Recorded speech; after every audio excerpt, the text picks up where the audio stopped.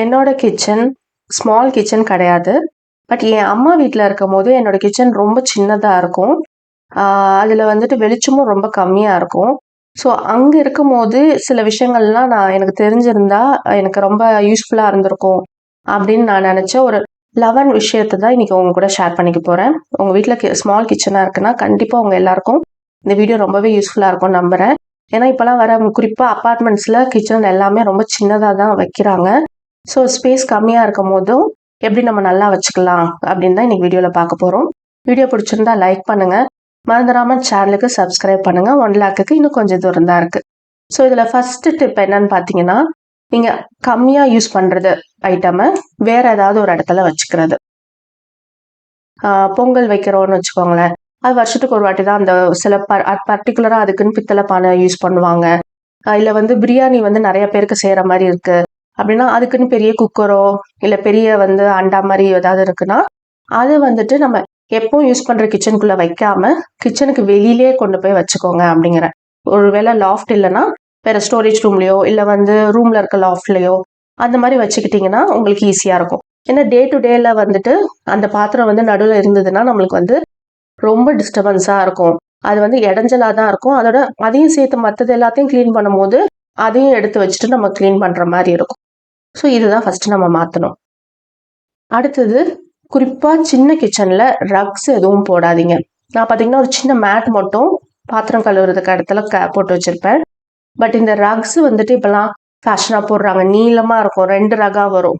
சின்ன மேட் ஒண்ணு, நீளமா இருக்கிற ஒரு ரக் மாதிரி இருக்கும். அது வந்து சொல்ல போனா ஒரு ஹெல்த் ஹசார்ட் அப்படின்னே சொல்லலாம்.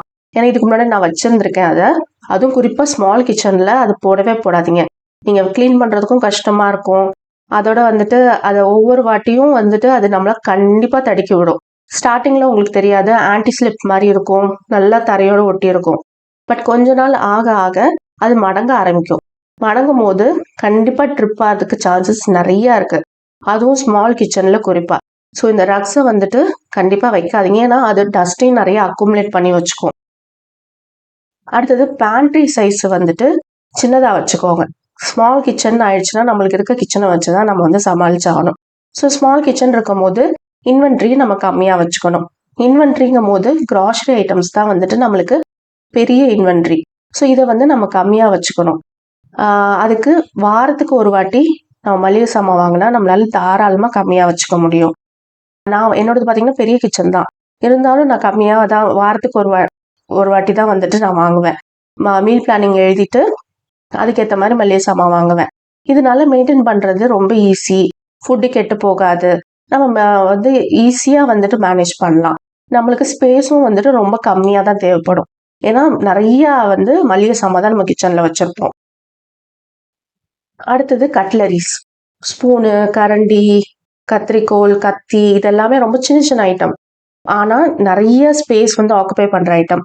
உங்களோட மாடுலர் கிச்சனா இருந்தா அதுக்குன்னு கட்லரிக்குன்னு வந்துட்டு ஒரு டிராவே கொடுத்துருப்பாங்க. பட் நான் மாடுலர் கிச்சனா இருந்ததுன்னா இது வந்து ரொம்ப கஷ்டமான விஷயமா இருக்கும். ஸோ அந்த டைம்ல இந்த மாதிரி ஒரு கேடி வாங்கிக்கோங்க. இது வந்து கேடின்னு சொல்லுவாங்க, மெட்டல்ல இருக்கும். இதோட லிங்க் வந்து டிஸ்கிரிப்ஷன் பாக்ஸ்ல அமேசான் ஸ்டோர் ஃப்ரண்ட் லிங்க்னு கொடுக்குறேன். அதுல கிச்சன் கேட்டகரியில போய் பாத்தீங்கன்னா நான் யூஸ் பண்ற எல்லாமே இருக்கும். நல்ல ப்ராடக்ட் மட்டும்தான் நான் வந்துட்டு சொல்லுவேன். நல்லா இல்லாத ப்ராடக்ட் எதுவுமே வந்துட்டு இருக்காது என்னோட அமேசான் ஸ்டோர் ஃப்ரண்ட் லிங்க்ல. இதுல வந்துட்டு போட்டீங்கன்னா இவ்வளோ கரண்டி, இவ்வளோ கத்தி அண்ட் இவ்வளோ ஸ்பூன்ஸ் எல்லாத்தையும் வந்துட்டு ஒரு சின்ன இடத்துல நம்மளால வச்சுக்க முடியும். எல்லாம் ஒரே இதுவாகவும் இருக்கும். அடுத்தது அப்ளையன்சஸ் வந்துட்டு நிறைய பெரிய பெரிய அப்ளையன்சஸும் வாங்காதீங்க. அதே டைம் வந்துட்டு குட்டி குட்டியா நிறையாவும் வாங்காதீங்க. ஒரு அப்ளையன்ஸ் வாங்குறீங்கன்னா அதை 2-3 பர்பஸ்க்கு. எக்ஸாம்பிளுக்கு நான் ஒரு சாண்ட்விச் மேக்கர் வாங்குறேன்னா அதுலேயே டோஸ்ட்டும் பண்ணிப்பேன். அதுக்காக டோஸ்டர்னு ஒன்று தனியா வாங்க மாட்டேன். அப்போ அதே மாதிரி மிக்சி வாங்குறீங்கன்னா அதுக்கு வந்து அட்டாச்மெண்ட்ஸ் நிறைய இல்லாத மாதிரி பார்த்துக்கோங்க. ஏகப்பட்ட அட்டாச்மெண்ட்ஸ் 5-6 கொடுப்பாங்க. ஆக்சுவலா பாத்தீங்கன்னா நம்மளுக்கு 3 போதுமானதா இருக்கும்.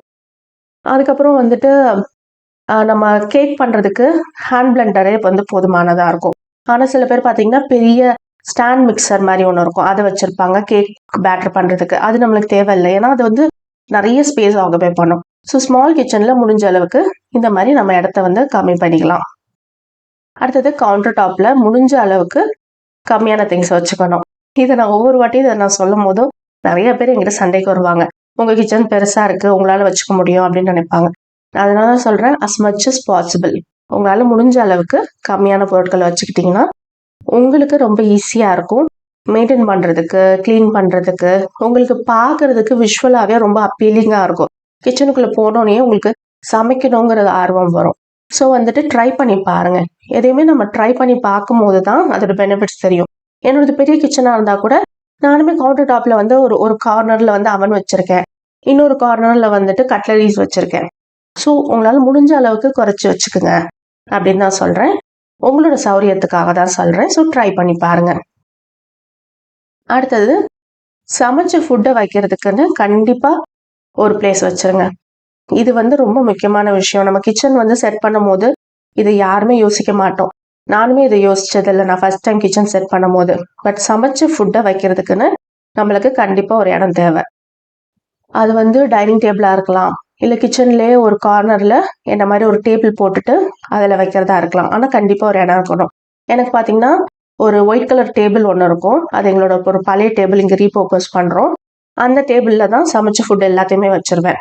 இப்போ லீவுங்கிறனால அப்பப்போ கொஞ்சம் கொஞ்சமாக சமைக்கிறேன். பட் ஸ்கூல் டேஸில் வந்துட்டு சாதத்துல இருந்து மதிய லஞ்சு, காலைல பிரேக்ஃபாஸ்ட் எல்லாமே செஞ்சு ஃபுல்லாகவே இங்கே வச்சிருவேன். ஈவினிங் வரைக்கும் அங்கே சமைச்ச ஃபுட் எல்லாம் அங்கே தான் இருக்கும். ஸோ இந்த மாதிரி வைக்கும் போது நம்மளால இடம் சேவ் பண்ண முடியும். அடுத்தது, கிச்சனை ரீசெட் பண்ணுறத 3 வேலையாக பண்ணணும். குறிப்பாக சின்ன கிச்சனாக இருந்ததுன்னா பாத்திரம் கழுவி வைக்கிறது, கவுண்டர் டாப்பை கிளியர் பண்ணுறது, அப்பப்போ வந்து திங்ஸ் எல்லாத்தையும் அதோட பிளேஸில் எடுத்து வைக்கிறது, இதுதான் ரீசெட், டைடி அப் பண்ணுறதுன்னு கூட சொல்லலாம். ஒருவேளை உங்களால் பாத்திரம் கழுவ முடியலன்னா கூட பாத்திரம் கழுவுறதுக்குள்ள இது எல்லாத்தையும் எடுத்து ஜிங்க்ல வந்து போட்டு வச்சிருங்க. இல்லையா ஒரு பெரிய பேஸ்கெட்ல போட்டு, உங்கள் வீட்டில் வந்து ஹவுஸ் ஹெல்ப் வராங்க அப்படின்னா ஒரு பேஸ்கெட்ல போட்டு தனியாக வச்சுட்டு கவுண்டர் டாப்பை கிளியர் பண்ணிடுங்க.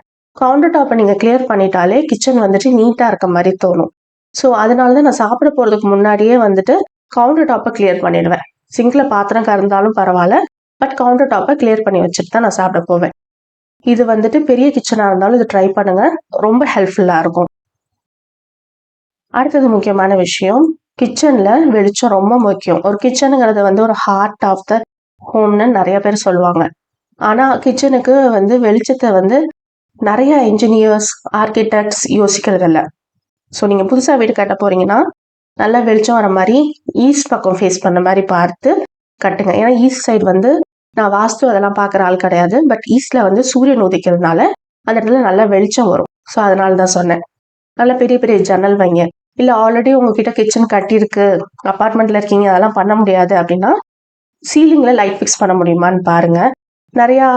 நிறைய லைட்ஸ் யூஸ் பண்ணுங்க.